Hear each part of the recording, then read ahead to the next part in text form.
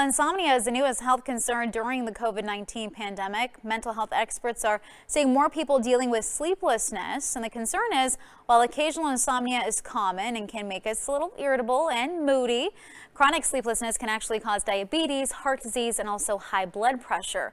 Reze Leonard Moore has faced the stress of starting a new job during the pandemic and says she's had too much on her mind lately, leading to trouble sleeping. Because I happen to grow up in a generation of multitasking.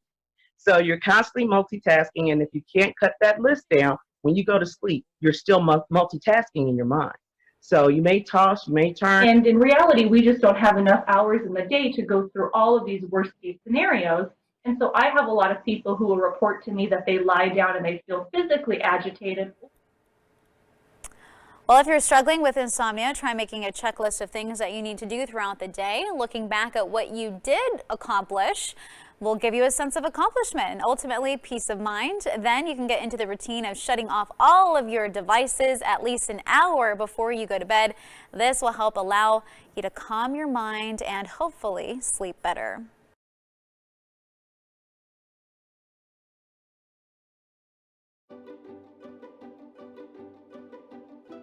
Halo, sekarang kita akan membahas mengenai gangguan tidur yaitu insomnia di masa pandemi.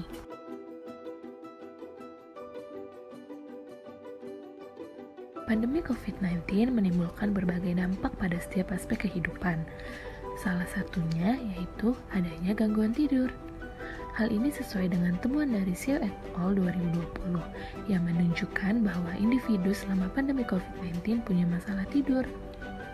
Meskipun masalah COVID-19 tidak terkait langsung dengan insomnia, tetapi COVID-19 mungkin secara tidak langsung terkait dengan insomnia melalui tekanan psikologis. Marelli et al. 2020 menemukan peningkatan jam waktu tidur, latensi tidur, dan waktu bangun antara sebelum dan selama keadaan darurat COVID-19 dan kualitas tidur yang memburuk serta gejala insomnia. Secara khusus, selama lockdown, dampak penundaan waktu tidur dan bangun lebih terlihat pada mahasiswa. Insomnia merupakan masalah kesehatan yang utama, sehingga pentingnya melakukan psikoedukasi mengenai gangguan tidur insomnia selama pandemi pada mahasiswa. Definisi gangguan tidur. Gangguan tidur adalah masalah tidur yang sering dan cukup parah, menimbulkan ketidakpuasan baik pada kualitas, waktu, dan jumlah tidur, yang menyebabkan distres personal atau mengganggu fungsi dalam peran sosial, pekerjaan, dan lainnya. Berikut adalah beberapa klasifikasi dari gangguan tidur. Yang pertama yaitu insomnia, yang kedua hypersomnolence disorder, yang ketiga breathing related sleep disorder, yang keempat circadian rhythm sleep wake disorder, dan yang kelima adalah narkolepsi.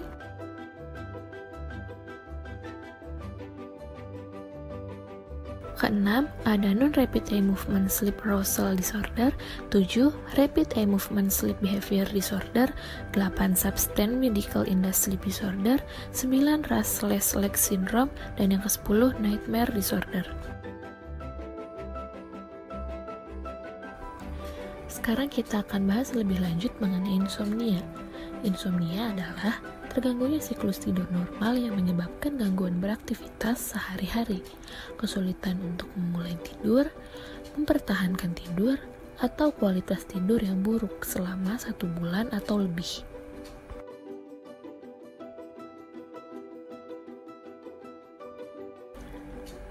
Yang kedua yaitu ada hypersomnolence disorder, yaitu rasa kantuk yang berlebihan sepanjang hari, dapat berupa kesulitan untuk bangun setelah periode tidur yang panjang. Tetapi, individu ini tidak merasa segar saat bangun.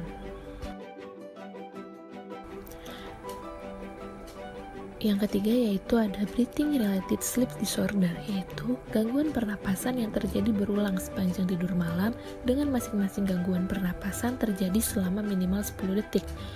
Menyebabkan pasien terbangun berulang kali saat tidur akibat penurunan kadar oksigen dalam darah sepanjang malam. Yang keempat yaitu ada circadian rhythm sleep-wake disorder, yaitu ketidakselarasan antara ritme circadian endogen dan jadwal tidur bangun oleh lingkungan fisik, jadwal sosial, atau pekerjaan seseorang. Gangguan tidur ini menyebabkan kantuk berlebihan dan menyebabkan gangguan yang signifikan secara klinis dalam berbagai bidang. Yang kelima yaitu ada narkolepsi. Narkolepsi adalah gangguan neurologis atau saraf yang memengaruhi kontrol tidur dan kesadaran individu untuk tetap terjaga. Seseorang dengan narkolepsi mengalami kantuk di pagi dan siang hari yang berlebihan, secara mendadak dan tak terkendali. Penderita narkolepsi dapat tertidur secara tiba-tiba.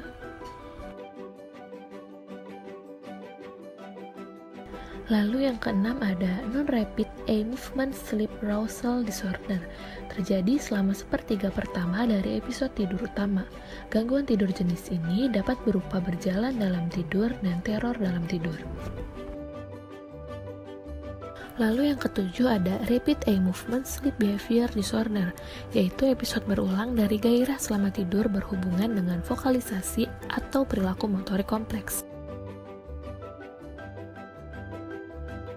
Lalu yang kedelapan ada substance or medication induced sleep disorder, yaitu gejala gangguan tidur timbul segera setelah intoksikasi zat atau setelah putus zat atau paparan obat. Lalu yang kesembilan ada restless leg syndrome, yaitu dorongan untuk menggerakkan kaki, biasanya disertai atau sebagai respons terhadap sensasi tidak nyaman dan tidak menyenangkan di kaki. Lalu yang terakhir ada nightmare disorder, yaitu kejadian berulang dari mimpi yang berkepanjangan, sangat disforik dan diingat dengan baik yang biasanya melibatkan upaya untuk menghindari ancaman dan umumnya terjadi selama paruh kedua episode tidur utama. Berikut adalah diagnostik kriteria dari insomnia. Yang pertama, keluhan utama dari ketidakpuasan kuantitas atau kualitas tidur yang diasosiasikan dengan satu atau lebih gejala. Kedua, gangguan tidur menyebabkan distres yang signifikan secara klinis atau gangguan pada berbagai bidang. Yang ketiga, gangguan tidur terjadi setidaknya 3 hari per minggu. Keempat, gangguan tidur hadir setidaknya 3 bulan. Dan yang kelima, gangguan tidur tetap terjadi meskipun memiliki kesempatan tidur yang memadai. Yang keenam, insomnia sebaiknya tidak dijelaskan atau terjadi dengan gangguan tidur lainnya. Yang ketujuh, insomnia sebaiknya tidak diatribusi dengan akibat pemakaian zat. Faktor penyebab insomnia yang pertama yaitu perubahan akibat COVID-19, yang kedua perubahan situasi pada jenjang pendidikan yang ditempuh karena school from home, yang ketiga kesehatan mental, yang keempat kebiasaan tidur yang buruk, dan yang kelima peningkatan penggunaan teknologi dan aktivitas media sosial.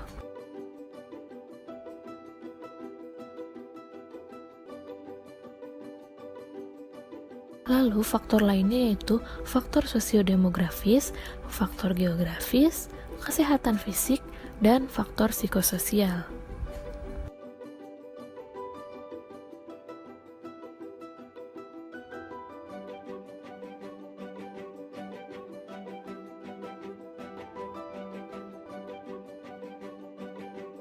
Intervensi atau penanganan insomnia yang pertama yaitu non-farmakologi, bisa dengan sleep hygiene, sleep restriction, relaxation therapy, dan tidak berlebihan dalam mengonsumsi kafein.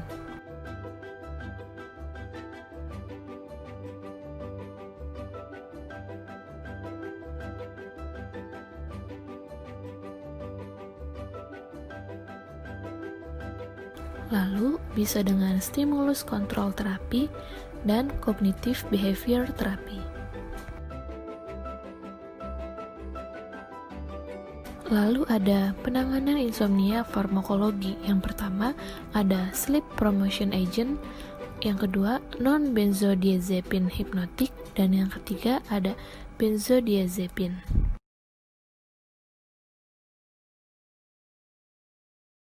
Kalau ngomongin insomnia nih, nggak lengkap nih kalau kita nggak ngobrol sama pakarnya. Kali ini tim entertainment ini sudah mewawancara Dr. Andreas Prasaja tentang insomnia. Watch this. Tidur adalah keadaan istirahat alami yang merupakan kebutuhan biologis pada tubuh Anda. Tapi pernahkah Anda mengalami kondisi yang membuat diri sendiri menjadi sangat tidak nyaman? Bahkan tidak jarang Anda merasakan resah serta gelisah menjelang tidur karena merasa sulit memejamkan mata dan tidak bisa tidur dengan segera. Nah, bila iya, bisa jadi Anda mengalami sebuah gejala yang dinamakan insomnia. Lalu sebenarnya apa sih yang dimaksud dengan insomnia? Let's find out, good people. Insomnia sendiri ini harus dipahami bahwa insomnia sendiri bukan suatu penyakit tersendiri. Jadi insomnia ini sebenarnya baru gejala dari penyakit tidur. Diagnosa penyakitnya masih banyak. Ya, bisa insomnia karena faktor psikologis, psychophysiological insomnia. Kemudian pada anak kita kenal limit setting insomnia. Ya, restless leg syndrome, sleep apnea juga bisa muncul dalam keluhan berupa insomnia, atau circadian rhythm disorder, gangguan pada irama biologisnya, misalkan pada pekerja shift misalkan. Jadi insomnia itu baru gejala awal, penyakitnya masih banyak.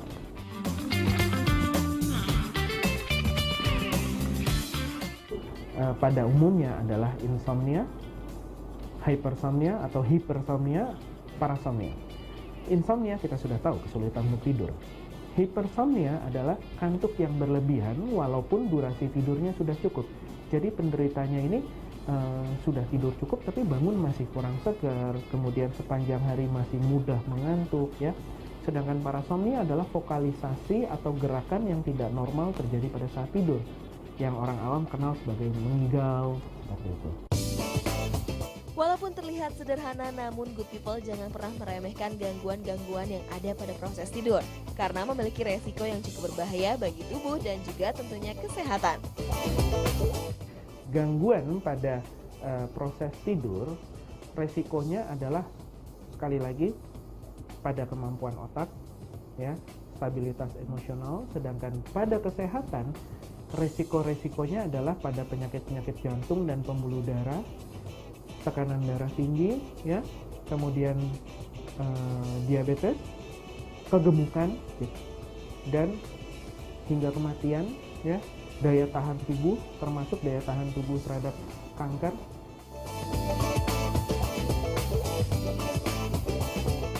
Sampai saat ini kita masih belum bisa menentukan apa sih sebenarnya manfaat tidur. Tidak bisa, karena sampai saat ini tidak ada satu penelitian pun yang bisa secara langsung menentukan manfaat dari tidur. Yang bisa kita lakukan penelitiannya adalah apa efeknya saat seseorang tidurnya diganggu, artinya dikurangi atau terjadi gangguan atau penyakit tertentu pada tidur.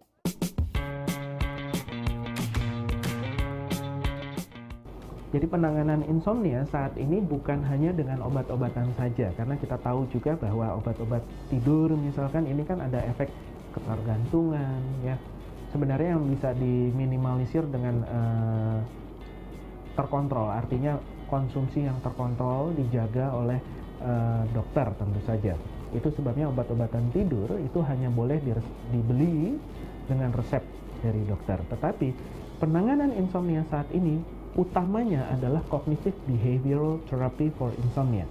Ya, artinya mungkin bahasa mudahnya kita sebut sebagai modifikasi perilaku tidur, di mana kita merubah perilaku tidur dari si pasien. Misalkan kita bantu atur jadwalnya, ya, kemudian kebiasaan-kebiasaan sebelum tidurnya, jadwal aktivitasnya, seperti itu.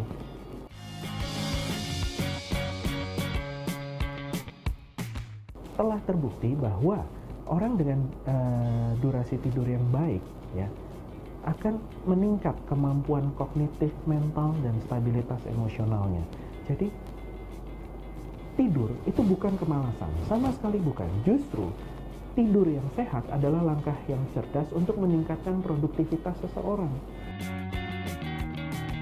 Ternyata luas sekali ya bahasan kita tentang gangguan tidur ini. Alright good people, jadi mulai saat ini mari perbaiki kualitas tidur untuk meningkatkan produktivitas kita. Tem, kamu pernah nggak Tem dengar istilah counting sheep? Sempet denger sih. Iya, jadi tuh ya itu namanya kayak itu bisa diterapkan ke anak-anak yang susah tidur. Biasanya ibu atau ayah mereka bilang, coba deh kamu hitung domba, 1 domba, 2 domba, 3 domba, sambil merem gitu sampai udah 100 domba gitu bisa udah tidur. Itu menghitungnya dalam hati apa memang disebutin, Bri? Kalau misalnya aku sih kadang-kadang yang bekerja di aku tuh dalam hati. Dalam hati? Dalam hati, tapi anak-anak kecil biasanya suka disebutkan, tapi lama-lama dia meredup, lama-lama tidur gitu. But sometimes it works, tapi kadang-kadang juga enggak, sampai udah 100 berapa juga udah nggak tidur-tidur, itu malah konsentrasi mikirin dombanya. Kenapa jadi